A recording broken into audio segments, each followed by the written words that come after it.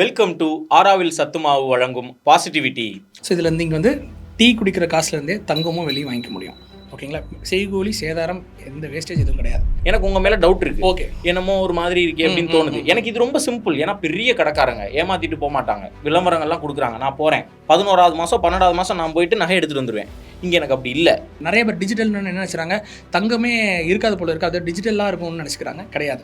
Digital ஒரு physical தங்கத்தை நீங்கள் டிஜிட்டல் ஃபார்மேட்டில் ஹோல்ட் பண்ணிக்கிறீங்க.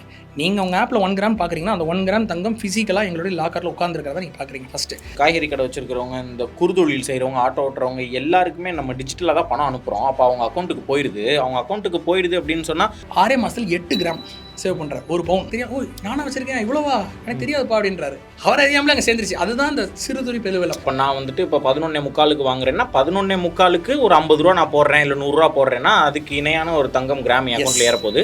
அது 11.25 என்ன விலை இருக்கோ அந்த விலை வரப்போகுது. புரிஞ்சுக்கிட்டேன். அடுத்த பாயிண்ட் வருவோம். டீ கடை வந்து வெளியில் இருக்குது. அந்த ஐடி கம்பெனியில் வேலை பார்க்குற மாதம் 1 லட்சம் 2 லட்சம் சம்பாதிக்கிறவங்களும் அங்கே தான் சாப்பிட்றாங்க, டீ குடிக்கிறாங்க. வெளியில் இருக்கிற ஆட்டோ ஸ்டாண்டில் இருக்கிற அதே டீ கடை ஆட்டோ டிரைவரும் அதே டீ கடையில் தான் டீ குடிக்கிறாங்க. இது எதனால அப்படின்னு பார்த்தீங்கன்னா, அந்த டீ வந்து 10 ரூபா இருந்தனால. அப்போது தங்கத்தையும் 10 ரூபாய்க்கு வாங்க முடிந்தால் எல்லாருக்கும் அஃபோர்டபுள் ஆகிடும். இந்த ஐடியா நான் சொல்கிறேன். தங்கத்தை 10 ரூபாயிலேருந்து 10 ரூபாய்க்கு வாங்குற மாதிரி ஒரு ஆப்பை பில்ட் பண்ணலான்னு இருக்கேன். இது வந்து எப்படி போகும்னு நீ நினைக்கிறேன்னு கேட்டப்போ அவன் என்ன சொன்னான்னா, ட்ரிகர் பாயிண்ட் ஆச்சு. முடியாதுன்னு சொன்னல, நீ ஒருத்தன் கூட இன்வெஸ்ட் பண்ண முடியாது சொன்னல, ஒருத்தன் கூட இன்ஸ்டால் பண்ண மாட்டதில்ல, நான் பண்ணி காட்டுறேன். அட்லீஸ்ட் அந்த ஒருத்தர் இன்ஸ்டால் பண்ணாங்களா பார்ப்போம்னு ஆரம்பிச்சது இன்றைக்கி ஒரு 5 லட்சம் கஸ்டமர்ஸ் யூஸ் பண்ணி. இப்போ உங்களுடைய அப்ளிகேஷனில் என்னென்ன ஃபீச்சர்ஸ் இருக்குது, என்னென்ன பெனிஃபிட்ஸ் இருக்குது, அதை நான் எப்படி பயன்படுத்தணும், ஆராகோல்லேருந்து எப்படி தங்கம் வீட்டுக்கு வரும் அப்படிங்கிறதையும் பாருங்கள்.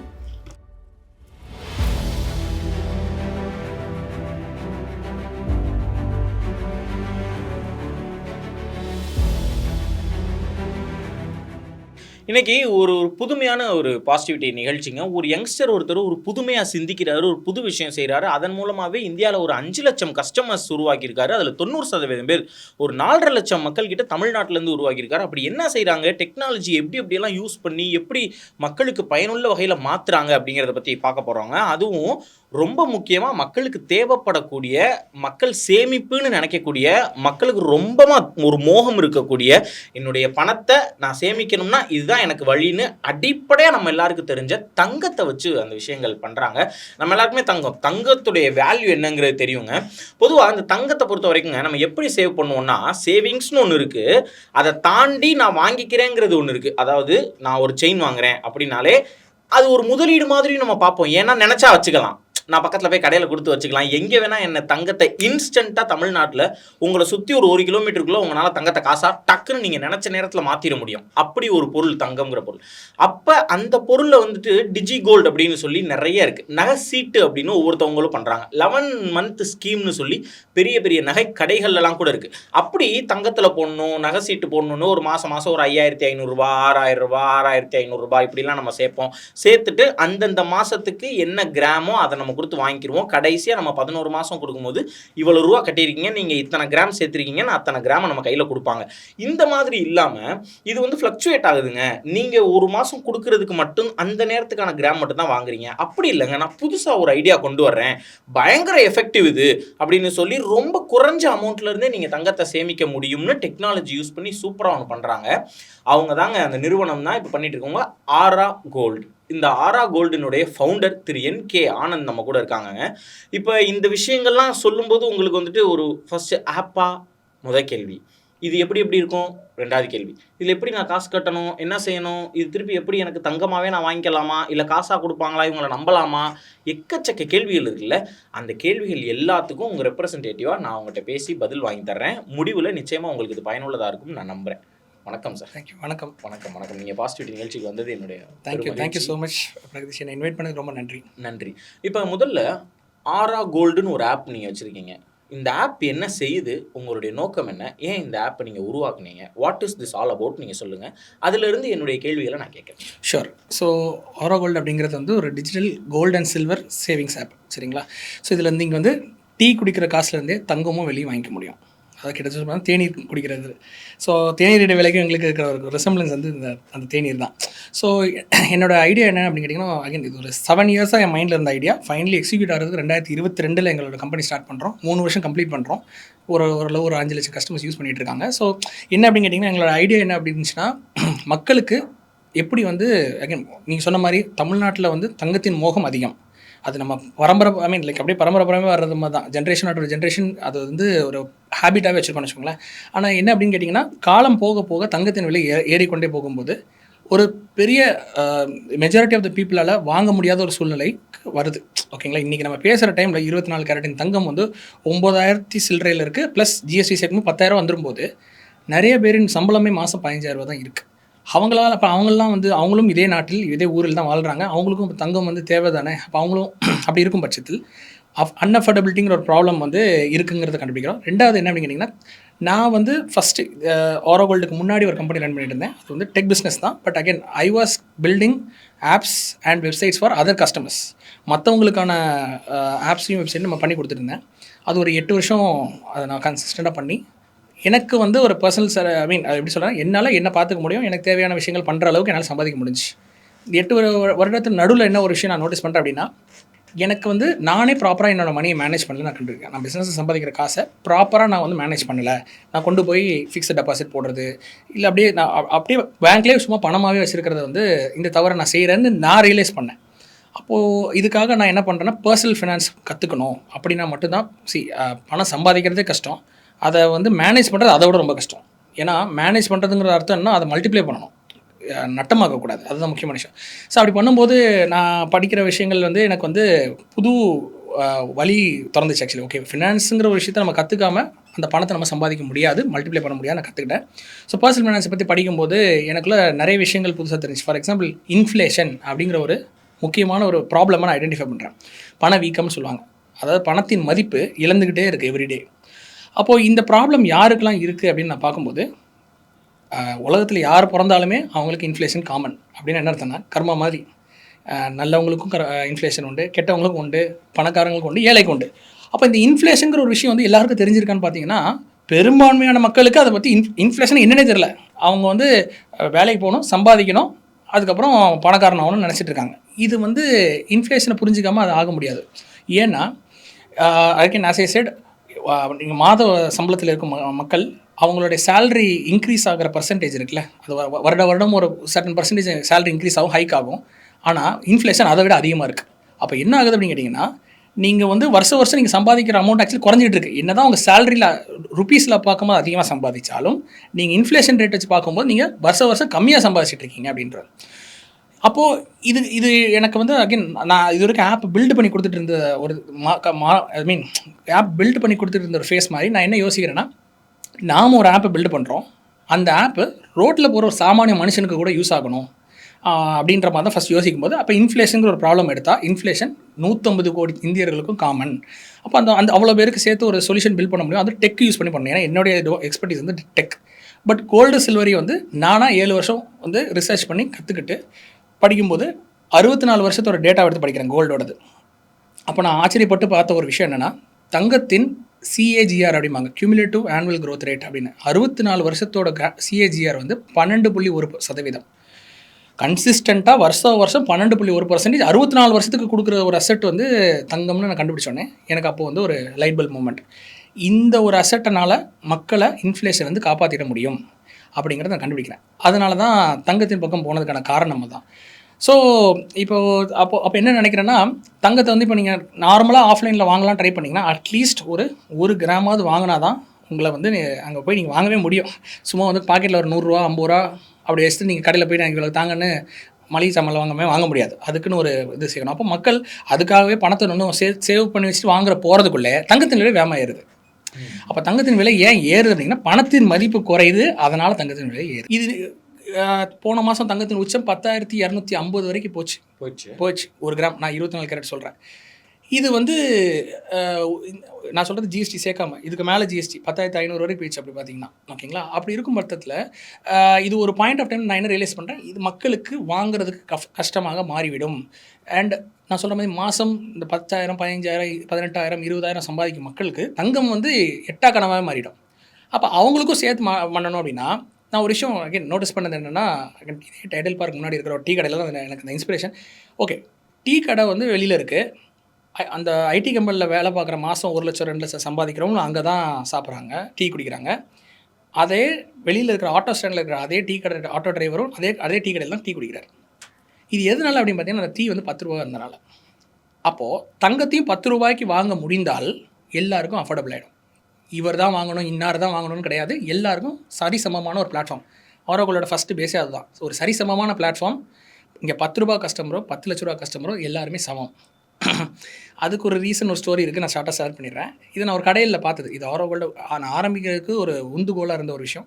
நான் வந்து பார்த்த ஒரு விஷயம் வந்து, ஒரு கடைகளில் வந்து ஒரு ஃபேமிலி வந்து வாங்க வந்திருக்காங்க, தங்கம் வாங்க வந்திருக்காங்க. ஹஸ்பண்ட் அண்ட் ஒய்ஃப் ஒரே ஒரு கம்மல் தான் வாங்க வந்திருக்காங்க. இன்னொரு ஃபேமிலி 10 பேர் வந்து இறங்குறாங்க மேரேஜ் பர்ச்சேஸ். அது வந்து நிறைய வாங்குறாங்க. அவங்களுக்கு என்னென்ன கேட்குறாங்களோ அது எல்லாமே வந்து போட அலோவ் பண்ணுறாங்க. அவங்களுக்கு டீ காஃபி ஜூஸ் எல்லாம் வந்துக்கிட்டே இருக்குது. அவங்கள சுற்றி ஒரு 10 ஸ்டாஃப் இருந்து அவங்க கேட்குறதெல்லாம் காட்டுறாங்க. இவங்க இந்த 2 பேர் உட்காந்துருக்காங்களா, இவங்களுக்கு வந்து எடுத்து காட்டுறது கூட நேரம் ஆள் இல்லை. ஆக்சுவலி அவங்க கூப்பிட்டு இது எனக்கு எடுத்து காட்டுங்க, நான் பார்க்கணும்லாம் சொல்கிறாங்க. சரி, அது வரைக்கும் போதும், அது தெரிஞ்சது விஷயம். நான் இது வரைக்கும் பார்க்காத ஒரு விஷயம் நான் என்ன பார்த்தேன் அப்படின்னு கேட்டிங்கன்னா, அந்த ஃபேமிலி ஆஃப் 10 பேருக்கு அந்த கடையிலேயே மதிய உணவு வழங்கப்பட்டது. நான் இது வரைக்கும் கடையில் ஜூஸ் காஃபி டீ வரைக்கும் பார்த்துருக்கேன். உணவு கொடுப்பாங்கன்னு நான் அன்றைக்கி தான் ஃபஸ்ட் டைம் நான் லைஃப்பில் ஒரு நகை கடையில் கொடுக்குறத பார்த்தேன். அது எதுக்காக அப்படின்னு கேட்டிங்கன்னா, அது பெரிய ஆர்டரில் மேரேஜ் ஆர்டருங்கிறப்போ வெளியே போயிடக்கூடாது. வெளியே போயிட்டு மனம் மாறிட்டா வேறு கடைக்கு போயிடுவாங்கன்னு சொல்லிட்டு அவங்க உள்ளே உட்கார வச்சு சாப்பாடு போடுறாங்க. அது அண்டர்ஸ்டாண்டபிள்.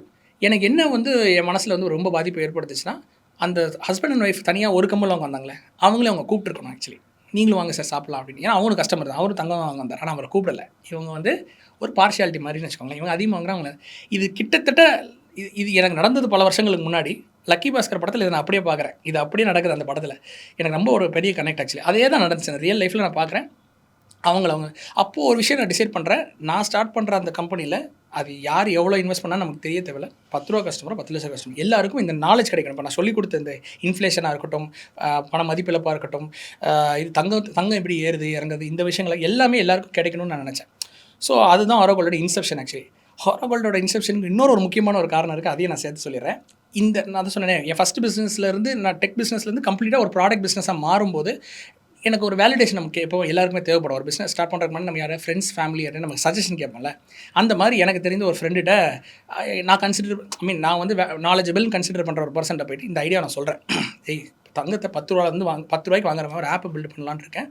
இது வந்து எப்படி போகும்னு நீ நினைக்கிறேன்னு கேட்டப்போ அவன் என்ன சொன்னான்னா, தங்கத்தை வந்து எல்லாருமே கடையில் வாங்கி பழகிட்டாங்க, நீ ஆப்பெல்லாம் போட்டால் யாரும் வாங்க மாட்டாங்க, அதனால் நீ டைம் வேஸ்ட் பண்ணாதுன்னு. பிஸ்னஸ் நல்லா தானே ரன் பண்ணிகிட்டு இருக்க, சந்தோஷம்.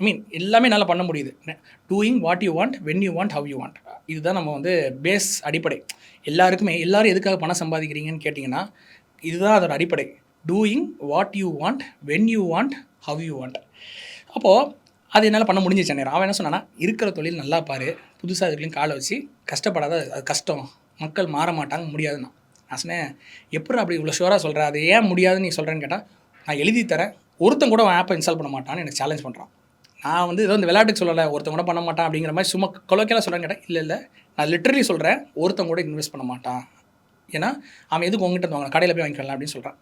இது வந்து என்னோட ஒரு அந்த ஸ்பார்க் அங்கே ஸ்டார்ட் ஆகுது. ஆக்சுவலி ட்ரிகர் பாயிண்ட் ஆச்சு. முடியாதுன்னு சொன்னல, நீ ஒருத்தன் கூட இன்வெஸ்ட் பண்ண முடியாது சொன்னல, ஒருத்தன் கூட இன்ஸ்டால் பண்ண மாட்டாங்க, நான் பண்ணி காட்டுறேன், அட்லீஸ்ட் அந்த ஒருத்தர் இன்ஸ்டால் பண்ணாங்களா பார்ப்போம்னு ஆரம்பிச்சது. இன்றைக்கி ஒரு 5 லட்சம் கஸ்டமர்ஸ் யூஸ் பண்ணி நம்ம பேசிக்கிட்டு இருக்கிற டைமுக்கு இப்போவும் மக்கள் யூஸ் பண்ணிட்டு இருக்காங்க நம்ம ஆப்பை. சென்னையில் மட்டுமே கிட்டத்தட்ட ஒரு 30,000 ஆட்டோ டிரைவர்ஸ் ஆரோக்கள் ஆப் யூஸ் பண்ணுறாங்க இப்போ நம்ம பேசுகிற டைமில். ஏன் நான் ஸ்பெசிஃபிக் ஆட்டோ டிரைவர்ஸ்னு சொல்கிறேன் அப்படின்னு கேட்டிங்கன்னா, நான் எங்களுடைய ஆரம்ப காலகட்டத்தில் நாங்கள் வந்து இந்த ஸ்டார்டிங் ஃபேஸ், நாங்கள் ஆரோக்கள் ஸ்டார்டட் ஃப்ரம் ஜீரோ கஸ்டமர்ஸ்லேருந்து ஸ்டார்ட் பண்ணோம்.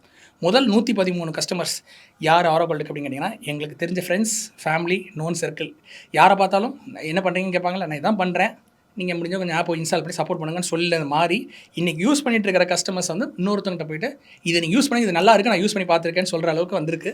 ஸோ ஆட்டோ டிரைவர்ஸ் நான் சொன்னதுக்கான காரணம், அவர் ஒரு ஆட்டோ டிரைவர் எங்களுடைய ஏர்லி கஸ்டமர். என்னுடைய இன்ஸ்டாகிராம் ப்ரொஃபைல் அவர் பார்த்து அவர் வந்து சரி இவர் சொல்கிற ஐடியா நல்லா இருக்குது, கான்செப்ட் நல்லா இருக்குது, சின்ன அமௌண்ட்டு கூட நான் வாங்கிக்கலான்றாரு, டீ குடிக்கிற கிளாஸ் வாங்கலாம்னு சொல்லிட்டு என்ன பண்ணுறாரு, அவருடைய ஒரு நாளைக்கு அவர் 8 டீ குடிப்பார்.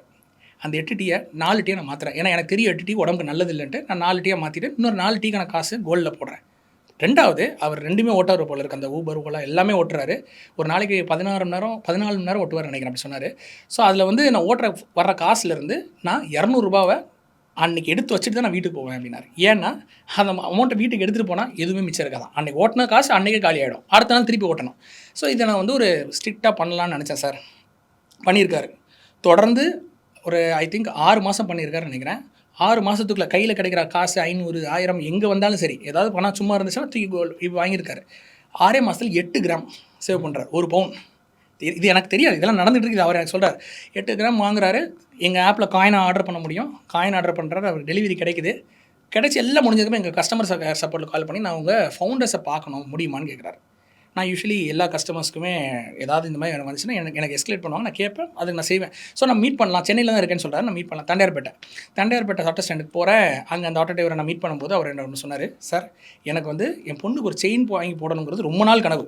நான் எப்படி பணம் சேர்த்து வச்சாலும், வீட்டில் போய் உண்டியலில் வாங்கி வச்சாலும் சரி, டப்பாவில் போட்டு வச்சாலும் சரி, எங்கே வச்சாலும் என் கையில் நிற்காது. நான் ஆட்டோ சங்கத்தோட தலைவர். ஏதாவது என்கிட்ட தான் ஃபஸ்ட்டு நிற்பாங்க, சார் ஆட்டோ ரிப்பேர் ஆயிடுச்சு, ஸ்கூல் ஃபீஸ் கட்டணும், ஒய்ஃபுக்கு உடம்பு சரியில்லை, எதையாவது ஒன்று சொல்லுவாங்க, நான் எடுத்து கொடுத்துருவேன், போயிடும். திருப்பி வருமானம் எனக்கு தெரியாது. ஆனால் உங்கள் ஆப்பை பார்த்து நீங்கள் சொன்ன அந்த ஐடியா எனக்கு ரொம்ப பிடிச்சிருந்துச்சி.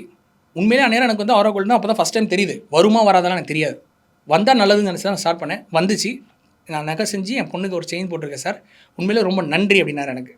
எனக்கு அப்போ ஒரு விஷயம் டைட், நான் யாருக்கு இது சேரணும்னு நினச்சனோ அது அவங்களுக்கு கரெக்டாக போய் சேர்ந்துருக்குங்கிற ஒரு அந்த ஒரு என்ன சொல்கிறது, அது ஏர்லி ஃபேஸில் எனக்கு கிடைச்ச ஒரு மன நிறைவு. எஸ், அந்த நிறைவு இருந்துச்சு. அந்த நிறைவு தான் எனக்கு ஆக்சுவலி சம்பாத்தியம் எனக்கு. ஓகேங்களா, எக்ஸாக்ட்லி. ஸோ அப்போ எனக்கு என்ன ஆகுதுன்னா, நம்ம சரியான டேரக்ஷனில் தான் போயிட்டுருக்கோம். இது இன்னும் நிறைய பேரை போய் சேரணுங்கிற மட்டும் நான் நினச்சேன். அடுத்து ஒரு இன்னொன்று சொன்னார், எங்கள் ஆட்டோ ஸ்டாண்டில் இருக்கிற 25 ஆட்டோ டிரைவர்ஸ்க்கும் நான் சொல்லியிருக்கேன், இது யூஸ் பண்ணி டெய்லி போய் 100 ரூபா 200 ரூபா எவ்வளோ முடியுதோ போட்டு கண்டிப்பாக போட்டுட்டு வீட்டுக்கு போன்னு சொன்னேன். எல்லோரும் யூஸ் பண்ணுறாங்கன்னாரு. இதெல்லாம் நாங்கள் வந்து வெறும் 1000 கஸ்டமர்ஸ்குள்ளே இருந்த டைமில் நடந்த விஷயங்கள். அது உண்மையிலேயே எனக்கு வந்து பயங்கரமான ஒரு வேலிடேஷன். என் ஐடியா வந்து சரியான ஐடியா தான், இது வந்து ஒர்க் ஆகும். ஏன்னா காலங்கள் போக போக தங்கத்தின் விலை ஏறதை யாரையும் தடுக்க முடியாது.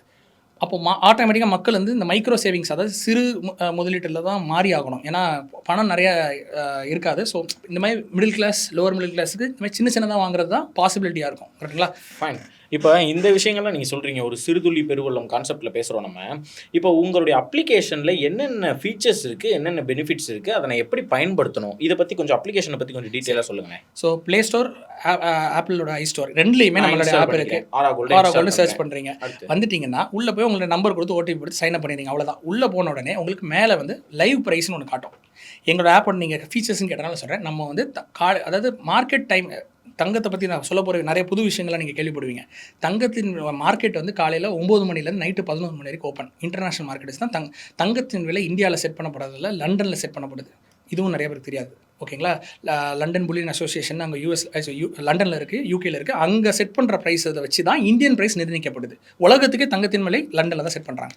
அடுத்து அந்த ப்ரைஸை வந்து இந்தியன் ப்ரைஸுக்கு மாறி வரும்போது ஐஎன்ஆரில் எவ்வளோ வருது, ஃபிசிக்கல் தங்கத்தோட தங்கம் என்ன ரேட் வருதுன்னு அவங்க நம்ம ஆப்லேயே பார்த்துக்கலாம்.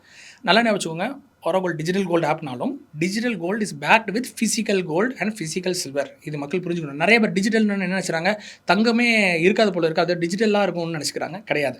டிஜிட்டல் ஒரு ஃபிசிக்கல் தங்கத்தை நீங்கள் டிஜிட்டல் ஃபார்மேட்டில் ஹோல்ட் பண்ணிக்கிறீங்க. நீங்கள் உங்கள் ஆப்பில் 1 கிராம் பார்க்குறீங்கன்னா அந்த 1 கிராம் தங்கம் ஃபிசிக்கலாக எங்களுடைய லாக்கரில் உட்காந்துருக்கிறத நீங்கள் பார்க்குறீங்க. ஃபஸ்ட்டு. ரெண்டாவது லைவ் ப்ரைஸ் சொன்னேன். 9 மணிலேருந்து நைட்டு 11 மணி வரைக்கும் தங்கத்தின் விலை மக்களுக்கு எப்படி 40 வருஷமாக பழகிட்டாங்க அப்படின்னு கேட்டிங்கன்னா, கோல்டு ரேட் அப்படின்னு பார்த்து பழகிட்டாங்க. ஆமாம், கடையில் போனால் gold rate 1 gram today, silver rate 1 gram today எழுதி அப்படியே தான் இருக்கும். பார்த்தீங்கன்னா மாறவே மாறாது. எஸ். ஆனால் மார்க்கெட் வந்து அப்படியே காலையில் 9 மணிலேருந்து நைட்டு 11 மணிக்கு அப்படியே இருக்குமானா இருக்காது. மார்க்கெட்டின் விலை மாறி எப்படி நீங்கள் ஸ்டாக் மார்க்கெட்டில் ஒரு கிராஃப் இப்படி போகிற மாதிரி தான் மாறும் ஆக்சுவலி. ஆனால் நகை கடையில் அது ப்ராக்டிக்கலாக ஃபாலோ பண்ண முடியாது. ஏன்னு கேட்டிங்கன்னா, அவங்க வந்து நகை விற்கிற தொழில் இருக்காங்க. கடையில் ஆயிரக்கணக்கான பொருள் வச்சுருப்பாங்க. அப்போ அதை வந்து ஒருத்தர் போய் நீங்கள் ஒரு பிரேஸ்லெட் வாங்குறீங்களோ, ஒரு செயின் வாங்குறீங்கன்னு வச்சுக்கோங்களேன், பில்லிங் கவுண்டர் எஸ்டிமேட் ஃபஸ்ட்டு வாங்குவீங்க. பில்லிங் கவுண்டர் போகிறதுக்குள்ளே தங்கத்தோட விலை கிராமுக்கு ஒரு 50 ரூபா ஏறிச்சுன்னு வச்சுக்கோங்க. சார் இப்போ நீங்கள் 1 லட்ச ரூபா இல்லை 1,500,000 கொடுக்கணும்னு சொன்னாங்கன்னா தொழில் நடத்த முடியாது. அதன் காரணமாக என்ன பண்ணிடுவாங்க, அவங்க ஸ்டாட்டிக் ரேட் ஃபாலோ பண்ணுவாங்க. ஸ்டாட்டிக்னா காலையில் 10 மணிக்கு தங்கத்தோட விலை வச்சுட்டாங்கன்னா சாயந்தரம் 4 மணி வரைக்கும் மாற்ற மாட்டாங்க. சாயந்தரம் 4 மணிக்கு மார்க்கெட்டோட அப் அண்ட் டவுனை போகிற பொறுத்து அட்ஜஸ்ட் பண்ணுவாங்க. ஸோ இந்த நீங்கள் கேட்குற மாதிரி இந்த நடுவுப்பட்ட காலத்தில் தங்கத்தின் விலை மேலே கீழே போனாலும் அவங்க வரி பண்ண மாட்டாங்க. ஏன்னா நீங்கள் வாங்குற பொருளில் அந்த ஃப்ளக்சுவேஷன் எவ்வளோ இருக்குன்னு நான் சொல்லிடுறேன். ஜென்ரலாக இந்த பிஸ்னஸ் இருக்கவங்களுக்கு தெரியும், ஒரு நாளைக்கு 1% 2% மேலேயோ கீழேயோ தங்கம் ஃப்ளக்சுவேட் ஆகிட்டு தான் இருக்குது. அது நம்ம கண்ணுக்கு தெரியுறது, மக்களுக்கு அது தெரியுறது இல்லை. பட் இண்டஸ்ட்ரியில் இருக்கவங்களுக்கு தெரியும் அது ஃப்ளக்சுவேட் ஆகும். அப்படி ஃப்ளக்சுவேட் ஆகும் பொழுது நம்ம வந்து அகைன் நான் சொன்ன மாதிரி ரியல் டைம் ப்ரைஸிங் நாங்கள் ஃபாலோ பண்ணுறோம். அப்படின்னு என்ன அர்த்தம்னா, நீங்கள் வாங்கும் பொழுது நீங்கள் 11 மணிக்கு வந்து வாங்குறீங்களா, ஆப் ஓப்பன் பண்ணிங்கன்னா 11 மணிக்கு என்ன விலையோ அந்த விலையை தான் நீங்கள் பார்ப்பீங்க ஆப்பில். அந்த 11 மணிக்கு நீங்கள் வாங்குறப்ப அது கம்மியாகவும் இருக்கலாம். காலையில் 10 மணிக்கு நான் சொன்ன மாதிரி 9லேருந்து 10 மணிக்குள்ள மார்க்கெட் ஓப்பன் ஆகுதுன்னா அந்த ஓப்பனிங் டைமில் இருக்கிற தங்கத்தின் விலைக்கு அப்புறம் 11 மணிக்கு குறைஞ்சிரும், செய்யலாம், கூடவும் செய்யலாம். அதை பொறுத்து தான் நம்மளோட ப்ரைஸ் அட்ஜஸ்ட் ஆகும். ஓகே, அப்போ நான் வந்துட்டு இப்போ 11.25 வாங்குறேன்னா 11.25 ஒரு 50 ரூபா நான் போடுறேன், இல்லை 100 ரூபா போடுறேன்னா அதுக்கு இணையான ஒரு தங்கம் கிராம் அக்கௌண்ட்ல ஏறப்போகுது. அது 11.25 என்ன விலை இருக்கோ அந்த விலை வரப்போகுது. புரிஞ்சுக்கிட்டேன். அடுத்த பாயிண்ட் வருவோம். ஸோ அடுத்தது என்ன அப்படின்னு கேட்டிங்கன்னா, நம்ம சொன்ன மாதிரி தங்கத்தை அங்கே நீங்கள் சொன்ன மாதிரி நிறைய நகை கடை வச்சுருந்தா கூட எந்த ஆப்லையும் நீங்கள் தங்கத்தை விற்க முடியாது. நிறைய பேர் தங்கத்தை முதலீடாகவும் பார்ப்பாங்க. முதலீடுனா நான் இன்னைக்கு இந்த விலைக்கு வாங்குறேன், பின்னாடி நான் விற்கணும்னு நினைப்பாங்க. கரெக்டுங்களா? இது நீங்கள் ஆஃப்லைனில் செய்யணும்னு ட்ரை பண்ணிங்கன்னா அது உங்களோட ஒரு பாதினால சாப்பிட்ரும். கரெக்டுங்களா? நீங்கள் விற்கிறதுக்குன்னே எடுத்துகிட்டு போகணும், ஒரு இடத்துக்கு போகணும், விசாரிக்கணும், எங்கே உங்களுக்கு அதுக்கு நல்ல விலை கிடைக்குன்னு பார்த்து நீங்கள் விற்க வேண்டியிருக்கும். அப்படி பார்க்கும்போது தங்கத்தை நீங்கள் இந்த மாதிரி ஆப்ஸ்லலாம் போட்டிங்கன்னா உண்டியல் மாதிரி ஒன் சைடு போட்டிங்கன்னா உள்ளே போயிடும். நீங்கள் திருப்பி எடுக்கிறதுக்கு 12வது மாதத்தில் போய் நகையாக ஆபரணமாக எடுக்கலாம், காயின் எடுக்கலாம். பட் வாட் எவர் நீங்கள் அதுக்கான வேஸ்டேஜை கொடுத்து தான் ஆகணும். அது 12வது மாதத்தில் நீங்கள் கொடுக்க போகிறீங்க. காயின் எடுத்தால் கூட அதுக்கு வேஸ்டேஜ் உண்டு. அது அச்சுக்கூலிம்பாங்க. நம்ம அது வேஸ்டேஜ், அச்சுக்கூலி, செய்கூலி, நிறைய வார்த்தைகள் இருக்குது. அதுக்கான வார்த்தைகள் போட்டு அவங்க சொல்லிப்பாங்க. பட் எல்லா கூட்டி கழிச்சு பார்த்தீங்கன்னா ஒன்று தான். சரிங்களா? ஸோ அப்படி பார்க்கும் காயினாக வாங்கும்போது அச்சுக்கூலி போடுவாங்க, நீங்கள் நகையாக வாங்கினீங்கன்னா வேஸ்டேஜ்னு சொல்லி போடுவாங்க. ஸோ ஏதோ ஒன்று நீங்கள் எக்ஸ்ட்ரா கொடுக்க தான் போகிறீங்க, அப்படி தான் வாங்க போகிறீங்க. 12வது மாதம் 11 மாதம் அந்த தங்கமும் வெள்ளியும் உங்களோடது கிடையாது. நீங்கள் 12வது மாதம் சரி இப்போ நம்ம பேச்சுக்கு சொல்கிறேன், ஒரு மிடில் கிளாஸ் பர்சனுக்கு வந்து பணமாக தான் தேவைப்படுதுன்னு சொன்னார்னா அவர் அந்த ஆபரணம் வாங்கி திருப்பி போய் விற்றார்னா அவர் நட்டம் தான் வரும். புரியுதுங்களா? ஏன்னா வேஸ்டேஜ் கொடுத்துட்டாரு, உடனே போய் வித்தாருன்னா தங்க ரேட்டுக்கு தான் வேஸ்டேஜ் திருப்பி கிடைக்காது. ஸோ ஆப்வியஸ்லி அவருக்கு திருப்பி என்னடா இது எப்படி இருக்குன்னா, அதான் சொன்னேன், இன்வெஸ்ட் பண்ணி பணம் ப்ராஃபிட் ஆகுறதுன்னு சொல்லிட்டு கடைசி நட்டம் பண்ண மாதிரி ஆகிடும். அப்போ நம்ம ஆரோக்கியம் என்ன பண்ணுறோம் அப்படின்னா கோல்டு ரேட் ப்ளஸ் ஜிஎஸ்டி மட்டும் தான் பே பண்ணுறீங்க. ஓகேங்களா? செய்கூலி சேதாரம் எந்த வேஸ்டேஜ் எதுவும் கிடையாது. இது நீங்கள் வந்து ஃபிசிக்கலாக உங்களுக்கு வேணும் ஃப்யூச்சரில். இப்போ நான் வந்து இன்றைக்கி நான் வாங்கிட்டீங்க 1 கிராம் வாங்கிட்டீங்க, இந்த 1 கிராம் உங்களுக்கு ஆக்சுவலி ஃபிசிக்கலாகவே தேவைப்படுது அப்படின்னா உங்கள் வீட்டுக்கு எங்கள் லாக்கர்லேருந்து டேரெக்டாக ஷிப் ஆகும். ஆக்சுவலி எங்களோட வால்ட்டிலேருந்து உங்களுக்கு டேரெக்டாக வரும். சரி, இப்போ நான் புரிஞ்சுக்கிட்டது வரைக்கும் எப்படின்னா, ஒரு ஆப் இருக்குது, அந்த ஆப்பை நான் இன்ஸ்டால் பண்ணுறேன், அது ஆப்பில் நான் தொடர்ந்து ஒரு அமௌண்ட்டு போட்டுகிட்டே இருக்கேன். அந்த அமௌண்ட்டு நான் போடுற டயத்துக்கு என்ன அமௌண்ட்டு கோல்டாக இருக்கோ அந்த கோல்டாக மாறிடுது. ஒரு ஃபார் எக்ஸாம்பிள் ஒரு 6 மாதம் போடுறேன்னு வச்சுக்கோம். 6 மாதம் நான் வந்துட்டு ஒரு 1 லட்ச ரூபா எப்படியோ போட்டுட்டேன். 1 லட்ச ரூபாய் 50,000 ரூபா கூட வச்சுக்கிறோம். 50,000 ரூபா நான் எப்படியோ சேர்த்துட்டேன்னா அந்த 50,000 ரூபாய்க்கான தங்கம் எனக்கு ஒன்று இருக்குது. அந்த தங்கத்தை நான் வந்துட்டு தங்கமாகவே வேணும்னாலும் நீங்கள் எனக்கு அனுப்பி விட்ருவீங்க எங்கள் வீட்டுக்கே. இல்லைங்க எனக்கு தங்கமாக வேணாம், நான் ஆபரணமாக வாங்கணும்னு நினைக்கிறேன் அப்படின்னா நீங்கள் அனுப்புகிற தங்கத்தை வச்சு நான் ஆபரணம் செஞ்சுக்கலாம். இல்லைங்க எனக்கு வந்துட்டு இது பணமாக வேணும் அப்படின்னாலும் ஆப்லேயே செல் பண்ணிக்கலாம். ஆப்லேயே செல் பண்ணி அந்த பணத்தை என்னுடைய அக்கௌண்ட்டுக்கு கொண்டு வந்துக்கலாமா? அப்படியா? கரெக்ட். ஓகே, எல்லாத்தையுமே நீங்கள் வீட்டிலேருந்து ஒன்று பண்ணிக்கலாம். இன்றைக்கி கருவேப்பிலை கொத்தமல்லி கூட வீட்டுக்கு வந்துட்டு இருக்கு, பால் பாக்கெட் வீட்டுக்கு வந்துட்டு இருக்கு, 10 நிமிஷம் டெலிவரின்னு சொல்லி பண்ணுறாங்க. பட் இதை நம்ம வந்து என்ன சொல்கிறது, இந்தியாவிலே ஃபாஸ்டஸ்ட் டெலிவரி 42 நேரத்தில் எங்களால் தமிழ்நாட்டில் மக்கள் வீட்டில் போய் சேர்க்க முடியுது. புரியுதுங்களா? ஃபைன். இப்போ நீங்கள் வந்துட்டு நகை சீட்டு பற்றி நம்ம பேசணும். நகை சீட்டில் வந்து ஒரு 11 மாதம் அப்படிங்கிறத சொன்னீங்க, 12வது மாதம் தான் எடுக்க முடியுன்றதை சொன்னீங்க. எனக்கு ஒரு கம்பேரிசன் மாதிரி சொல்லுங்கள், நகை சீட்டு ஆப்பு இல்லை நகை சீட்டு போடுற கான்செப்ட் வெர்சஸ் உங்களுடைய ஆரா கோல்டு. ஏன்னா நீங்கள் மக்கள் ஒரு 5 லட்சம் பேர் வந்து நகை ஆரா கோல்டு பயன்படுத்துகிறாங்கன்னு சொன்னால், நான் உதாரணத்துக்கு உங்ககிட்ட ஒரு இன்கேஸ் ஆர்கியூமெண்ட்டாக நான் வைக்கணும்னா 1 கோடி பேர் நகை சீட்டு போடுறாங்கன்னு என்னால் வைக்க முடியும். கண்டிப்பாக. ஸோ 5 லட்சம் உங்கள் சைடு வச்சுக்கிடுவோம், 1 கோடி பேர் நகை சீட்டு போடுறாங்கன்னு வச்சுக்கிடுவோம். இந்த 1 கோடி பேர் நகை சீட்டு போடுறவங்க அவங்களுக்கு பிரச்சனை இல்லை, போட்டுக்கலாம். பட் ஆனால் அவங்க இந்த சிஸ்டமை யூஸ் பண்ணால் இந்த மாதிரியான ப்ராஃபிட் அவங்களுக்கு இருக்குது, நான் இதை அவங்களுக்கு தர்றேன் அப்படின்னா நீங்கள் அந்த 1 கோடி பேர்கிட்ட என்னன்னு சொல்லுவீங்க? வாட் இஸ் யுவர் ரேப்னு சொல்லுவீங்க. அவங்ககிட்ட இருந்து என்ன டிஃபர் ஆகுறீங்கிறத எனக்கு சொல்லுங்கள். சூப்பர். இப்போ நான் தான் நகை சீட்டு போடுற ஆளு. ஓகே, எனக்கு உங்கள் மேலே டவுட் இருக்குது. ஓகே, என்னமோ ஒரு மாதிரி இருக்கே அப்படின்னு தோணுது. எனக்கு இது ரொம்ப சிம்பிள். ஏன்னா பெரிய கடைக்காரங்க ஏமாற்றிட்டு போக மாட்டாங்க, விளம்பரங்கள்லாம் கொடுக்குறாங்க. நான் போகிறேன், எனக்கு ஒரு சீட்டில் டிக் போட்டு கொடுத்துட்றாங்க, எல்லாம் செஞ்சுறாங்க, கூட்டம் எல்லாம் மோதுது, ஆகான்னு இருக்குது. 11வது மாதம் 12வது மாதம் நான் போயிட்டு நகை எடுத்துகிட்டு வந்துடுவேன். இங்கே எனக்கு அப்படி இல்லை. நீங்கள் இப்போ கன்வின்ஸ் இந்த சென்ஸ் உங்களுடைய இதை நீங்கள் ரொம்ப ஹானஸ்ட்டாக சொல்லுங்கள். நான் சொல்கிறேன், அப்படி சொல்லுங்கள் பார்ப்போம். எனக்கு நகை சீட்டை கம்பேர் பண்ணி இது சொல்லுங்கள். ஷூர். அதை 2 கம்பேரிசன் சொல்கிறேன். ஃபஸ்ட்டு ஒரு மிஸ்கன்செப்ஷனை மக்கள் உடச்சிக்கணும். ஆஃப்லைன்கிறனால மூட மாட்டாங்கன்னு கிடையாது, ஆன்லைன்கிறனால மூடிடுவாங்கன்னு கிடையாது. இது அவங்க வந்து ஃபஸ்ட்டு புரிஞ்சுக்க வேண்டிய ஒரு விஷயம். கரெக்டுங்களா? இந்த மைண்ட் செட் யோசிக்கணும். ரெண்டாவது என்ன அப்படின்னு கேட்டிங்கன்னா, நீங்கள் சொல்கிற கம்பேரிசனில் ஆக்சுவல் கம்பேரிசன் வரும். 10 ரூபாய்க்கு 20 ரூபாய்க்கு 100 ரூபாய்க்குலாம், சாரி 10 ரூபாய் 20 50 ரூபாய்க்குலாம் நீங்கள் ஆஃப்லைனில் கடைகளில் வாங்க முடியாது. கொடுத்தா அவங்க வாங்க மாட்டாங்க ஃபர்ஸ்ட் ஆஃப் ஆல். ரெண்டாவது, நீங்கள் இதை வீட்டிலேருந்து உங்கள் கம்ஃபர்ட்டில் பண்ணிக்கலாம். ஆஃப்லைனில் நீங்கள் நடுவில் போகணும், கடைக்கு போக வேண்டிய சுச்சுவேஷன் இருக்குது. சரி, இன்றைக்கி அவங்களே ஆப் கொண்டு வந்தாங்க, நான் ஆப்லே பண்ணிக்கிறேன்னு சொன்னால் கூட அதுக்கு மினிமம் வந்து 500 ரூபாய் 1000 ரூபான்னு வச்சிருக்காங்க ஃபஸ்ட்டு. அப்படி பார்க்கும்போது அந்த 500 1000 ரூபா யாரால் அஃபோர்ட் பண்ண முடியுது அவங்க தான் தங்க வாங்க முடியும். அதுக்கு கீழே இருக்கிறவங்களாம் வேணாங்கிற மாதிரி ஆகிடுது. இங்கே இன்க்ளூசிவிட்டி ஃபார் ஆல். 10 ரூபாய்க்கு டீங்கிறது உழைக்கும் எல்லாராலையும் முடியும். நான் உழைக்கிறேன் சார், நான் உழைச்சி சம்பாதிக்கிறேன்னா அவங்களால 10 ரூபா வாங்க முடியும். ஓகே, அப்போ எல்லாரையும் எனக்கு நீங்கள் தங்கம் வாங்கி வைக்க முடியும் ஃபஸ்ட்டு.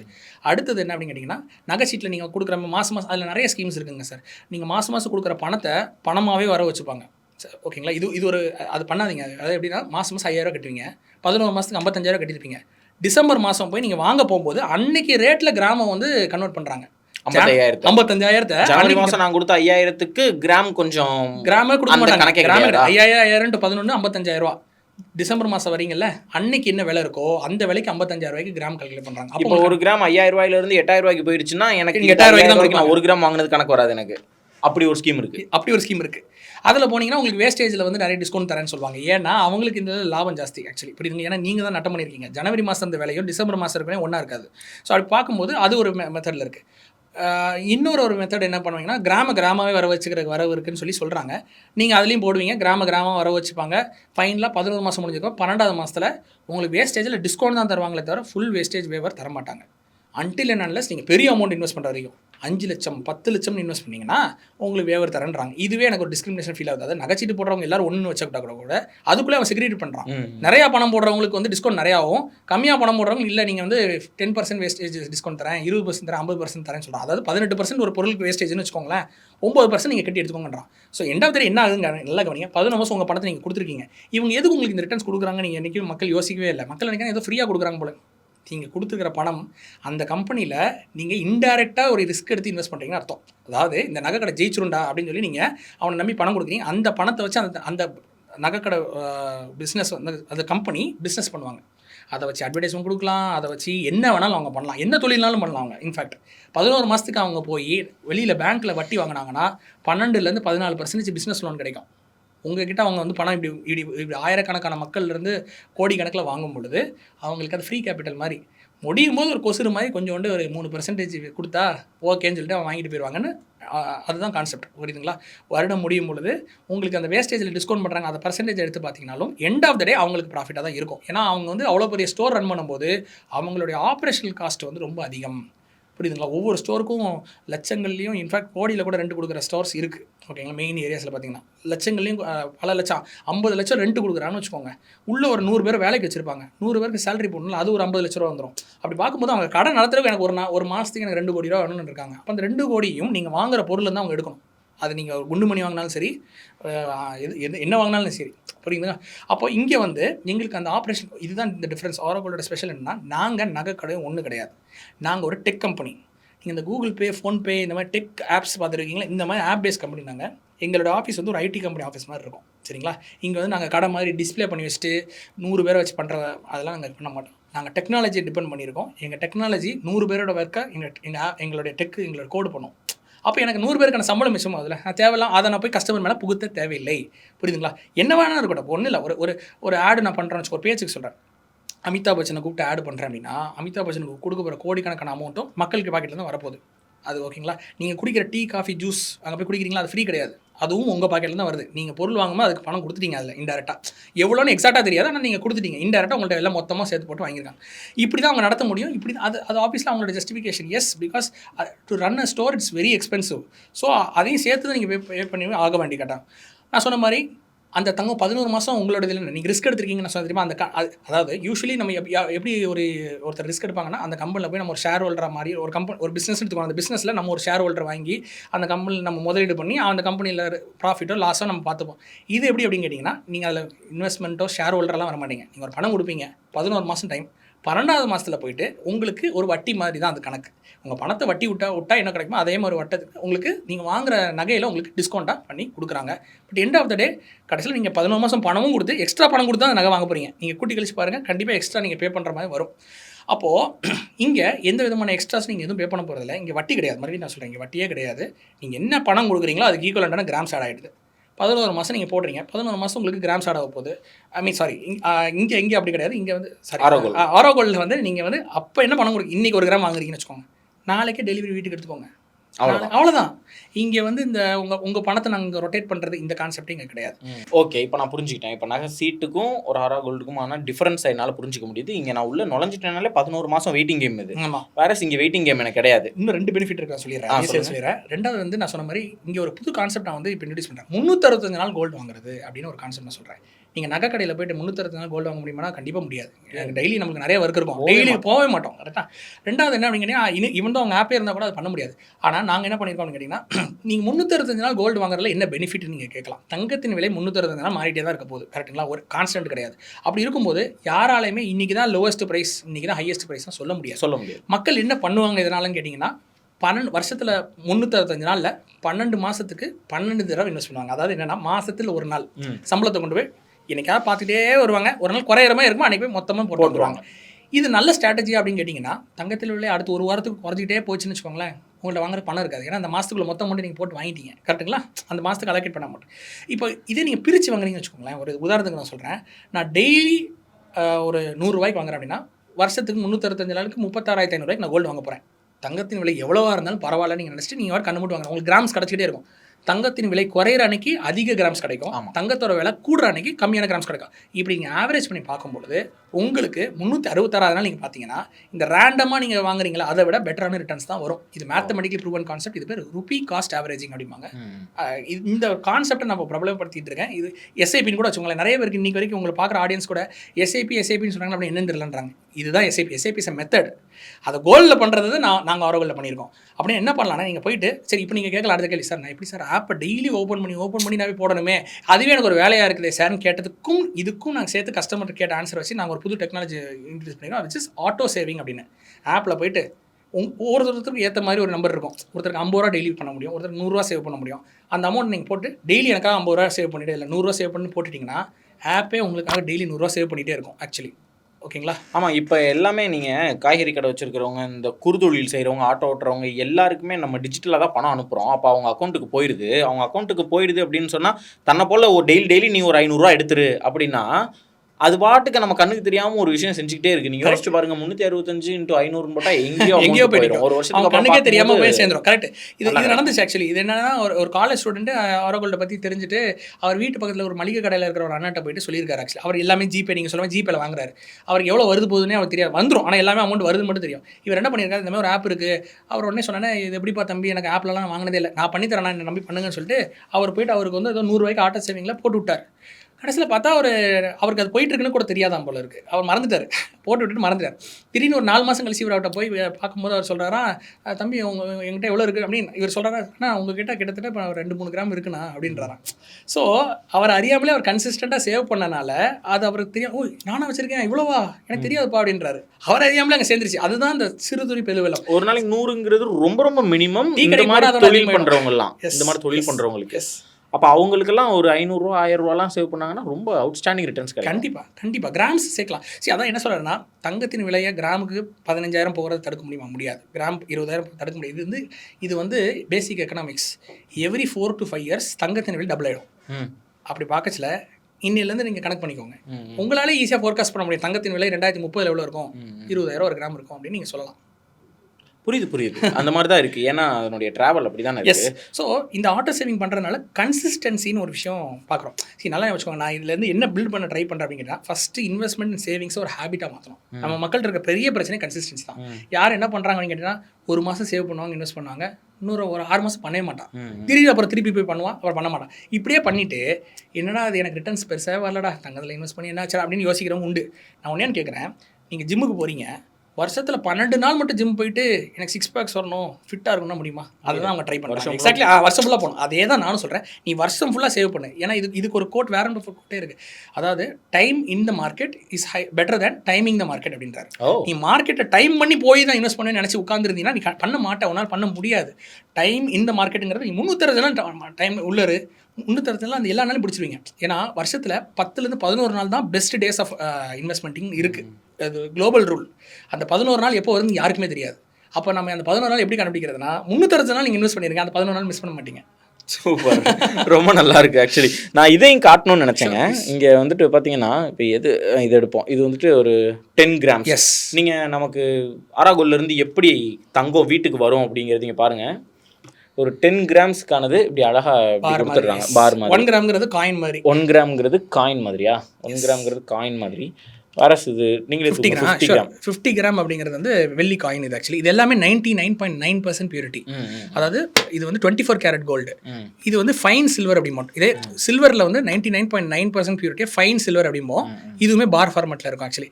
அது என்னன்னு தெரியல, நீங்கள் யோசிக்கலாம் ஏன் சிலது காயின் ஃபார்மெட்லேயே சிலது வந்து ரெக்டாங்கிளாக இருக்குன்னு கேட்குறேன். ஆக்சுவலி நம்ம மக்களுக்கு ஃபார் சம் ரீசன் ரெக்டாங்கிள் தான் பிடிச்சிருக்கு. அது கேட்குறாங்க ஆக்சுவலி. எங்களுக்கு வந்து எனக்கு வந்து அது பார்னு சொல்கிறது வந்து நல்லா இருக்குது சார். அது ஒரு சில்வர் பார் கோல்டு பார் அப்படின்னு எனக்கு ஒரு அது ஒரு கான்ஃபிடன்ஸ் இருக்குது, எனக்கு ஒரு நல்ல ஒரு மோட்டிவேஷனாக இருக்குன்றாங்க. காயின்னா 10 ரூபாவும் காயின் தான், வீட்டில் இருக்கிற 10 ரூபா காயின் அந்த மாதிரி அவங்களுக்கு ஃபீல் ஆகுதுன்ற எப்படிலாம் சைக்காலஜி ஒர்க் ஆகுது பாருங்களேன். நான் எல்லாமே கஸ்டமர்ஸ் வந்து கற்றுக்கிட்ட விஷயங்கள். மகிழ்ச்சி. இப்போ உங்க கூட பேசினதுல ரொம்ப சந்தோஷம். நிறைய விஷயங்கள் இன்சைட்ஃபுல்லாக இருந்துச்சு சொன்னீங்க. உங்களுடைய நீங்கள் என்ன பண்ணுறீங்கிறதையும் சொன்னீங்க, அது எந்த அளவுக்கு மக்களுக்கு பயனுள்ளதாக இருக்குது அப்படிங்கிறதையும் சொன்னீங்க.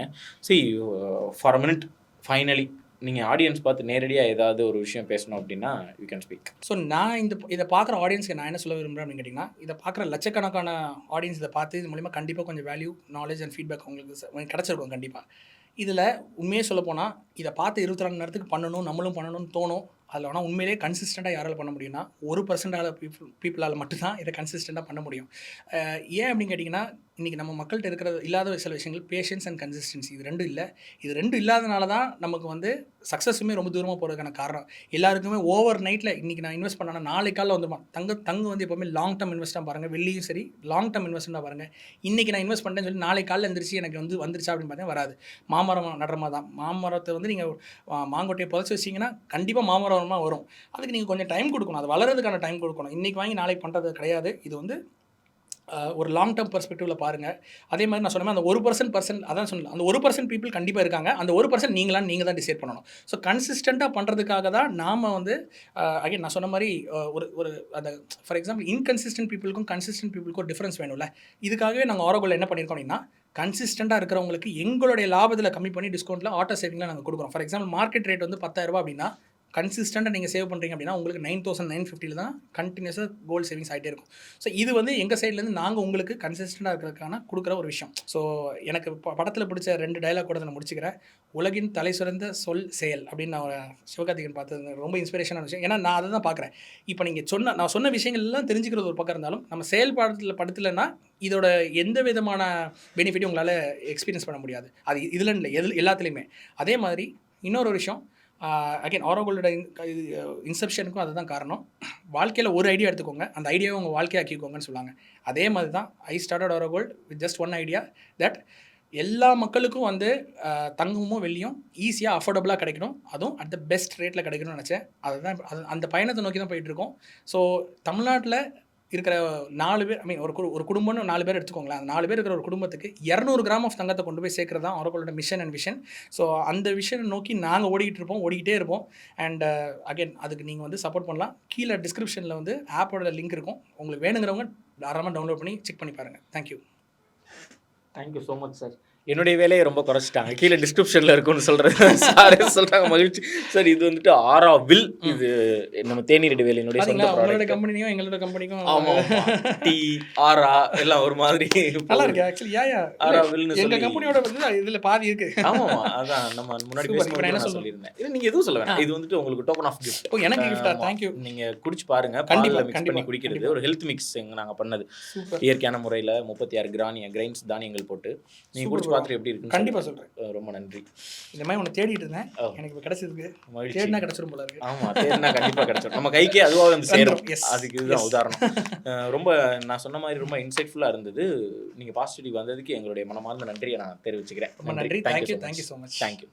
ஆமாங்க, இன்னைக்கு ஒரு நல்ல ஒரு பாசிட்டிவிட்டி இது நான் நினைக்கிறேங்க. ஏன்னா ஒவ்வொரு மனுஷங்களுக்கும் ஒவ்வொரு விஷயம் இருக்குங்க. நம்ம என்ன பண்ணாலும் அது இதை நோக்கி போகணும்னு. அப்படி நான் சார்கிட்ட முன்னாடி பேசிகிட்டு இருக்கும்போதே அவர் சொன்னது, ஒரு மிடில் கிளாஸ் பீப்புள்னால அஃபோர்ட் பண்ண முடியாத ஒரு பொருளாக, ஆனால் வேண்டப்படக்கூடிய தேவைப்படக்கூடிய ஒரு பொருளாகவே இது இருக்குது. இப்போ அந்த லக்கி பாஸ்கருடைய சீன்லாம் சொல்லி இந்த மாதிரிலாம் பார்க்கும்போது எனக்கு மனசு கொஞ்சம் கஷ்டமாக இருந்துச்சு. அப்போ வந்து நகைக்கடைக்கு போகாமலே இவங்ககிட்ட நம்ம நகையை கொண்டு போய் சேர்க்கணுங்கிறத நான் ஒரு நோக்கமாக வச்சுருந்தேன். இப்படி அந்த விஷன் எனக்கு ரொம்ப பிடிச்சிருந்துச்சிங்க. அதனால தான் நானுமே தொடர்ந்து உங்கள் கூட இந்த பாட்காஸ்ட்லாம் ஒர்க் பண்ணுறதுக்கு எனக்குமே ஒரு இன்ட்ரெஸ்ட்டு. எப்பயுமே வந்துட்டு ஒரு ஒரு ஒரு பெரிய விஷனாக இருக்குது அப்படின்னா அந்த காரியம் மிக உறுதியாக சக்ஸஸ்ஃபுல்லாக நடக்கும் அப்படின்னு சொல்லுவாங்க. அதை நான் நம்புகிறேன். அந்த மாதிரி தான் ஆரா கோல்டு அப்படின்னு நான் நினைக்கிறேன். அதை தாண்டி நம்ம இதுக்கு முன்னாடி ஒரு நகை சம்மந்தமான வெள்ளி சம்மந்தமான ஒரு வீடியோ ஒன்று பண்ணியிருந்தோம். அந்த வீடியோலேயே ஆரா கோல்டு பற்றி நீங்கள் சொல்லுங்கள், ஆரா கோல்டு பற்றி, ஆரா கோல்டு இன்வெஸ்ட் பண்ணலாமா ஒரு கமெண்ட்டே வந்துருந்துச்சு. நான் அதை கூட டிஸ்ப்ளே பண்ணுறேன், அது கூட நீங்கள் பார்த்தீங்கன்னா தெரியும். அப்போ எங்கேயோ இதை பற்றி கேள்விப்பட்டுட்டு இருக்கோம், இது என்னன்னு தெரியல, ஆனால் சரியாக இருக்குமா அப்படின்னு நினச்சிட்டு இருந்த மக்களுக்கு இது நிச்சயமாக ஒரு தெளிவான ஒரு விளக்கமாக இந்த பாட்காஸ்ட் இருந்திருக்கும் அப்படின்னு நான் மிக உறுதியாக நம்புகிறேன். அதனால சார் சொன்ன மாதிரி யாருக்கெல்லாம் தேவையோ, யாரெல்லாம் அதை பயன்படுத்தணும்னு நினைக்கிறீங்களோ, யாரெல்லாம் தங்கம் சேர்க்கணும்னு நினைக்கிறீங்களோ, யாரெல்லாம் ஒரு டிஜிட்டல் முறையில் அதை வாங்கிக்கணும்னு நினைக்கிறீங்களோ, அவங்கெல்லாம் பயன்படுத்தி பாருங்கள். எப்படி இருக்குன்னு தேவைப்படுறவங்க பயன்படுத்தி பாருங்கள். மகிழ்ச்சி. இதே மாதிரி இன்னும் அடுத்ததொரு நல்லதொரு பாசிட்டிவிட்டி நிகழ்ச்சியில் உங்கள் அனைவரையும் சந்திக்கிறேன். நன்றி.